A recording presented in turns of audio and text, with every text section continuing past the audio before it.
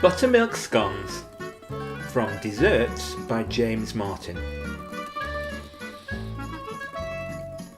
This recipe requires 225 grams of self-raising flour, 75 grams of fat, 1 egg, 2 tablespoons of buttermilk, and a pinch of salt.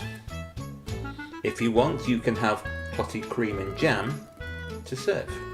Start by preheating an oven to 220 degrees centigrade, 425 degrees Fahrenheit, gas mark 7. Sift the flour and salt into a bowl. Rub the fat into the flour to make breadcrumbs. Add the beaten egg and buttermilk. Form into a ball and roll out to about 2.5 centimeters thick.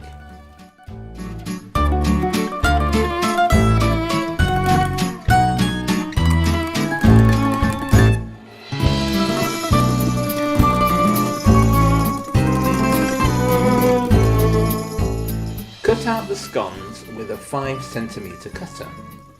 This isn't essential. Using a different size will mean you have a different amount of scones, and you can form them by hand if you wish. Place the scones upside down on a grease and lined baking tray. Brush lightly with buttermilk or egg. Bake for 10 to 12 minutes on the top shelf or until they are browned and well risen. Serve with clotted cream and jam if you wish, although jam and butter would be just as nice, or any combination that you like.